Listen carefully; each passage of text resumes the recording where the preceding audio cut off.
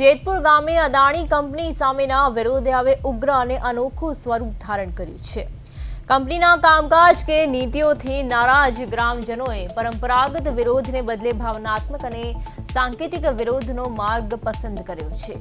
15 ગ્રામજનો દ્વારા મુંડન કરાવીને કંપનીનું જાણે 12મું કરવામાં આવ્યું હોય તેમ અદાણી કંપનીના વિરોધમાં સૂત્રોચ્ચાર કરવામાં આવ્યા હતા। સ્થાનિક લોકોનું કહેવું છે કે તેમની માંગણીઓ સંતોષવામાં નથી આવતી અથવા કંપનીની પ્રવૃત્તિઓથી ગામને નુકસાન થઈ રહ્યું છે, જેના કારણે તેઓ આ હદે વિરોધ કરવા મજબૂર બન્યા છે। હવે આગામી દિવસોમાં આયોજિત થનારા બેસણામાં મોટી સંખ્યામાં ગ્રામજનો ઉમટી પડશે તેવી શક્યતા છે, જેનાથી તંત્ર અને કંપની સામે દબાણ વધારી શકાય।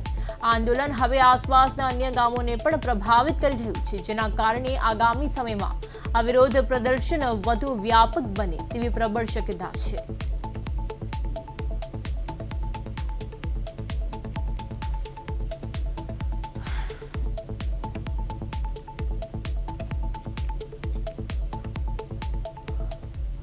આપણે રામ વનવાસ થયો તો તેવી રીતે આજે જેતપુરના 5 ભાઈઓ આંદોલન વિશે બેઠા છે ઉપવાસ ઉપર।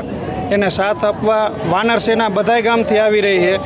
રાવણનું અભિમાન ભાંગવાનું હોય એવી રીતે અદાણીનું પણ આપણે અભિમાન ભાંગશું।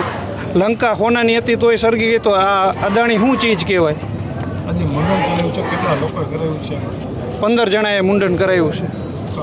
મુંડનનું તો એ જ છે કે આ દાદાગીરી છે કંપનીની, બરોબર કે ભાઈ કોઈ જાતનું કાંઈ કામકાજ અમને ખેતરમાં જવું હોય તો જવા નથી દેતા, પોલીસવાળા ત્યાં આવી જાય અને આ રીતે બસો આવી જાય, ડિટેન કરી લઈએ। આ તાનાશાહી જ કહેવાય ને, સરકારની તાનાશાહી જાજી કહેવાય, કેમ કે સરકાર આ પોલીસ ભાડે દઈએ, બધું પોલીસને ભાડે પેટે દઈએ, આપણે જોતું તો આપણે નહીં દઈએ પણ એમને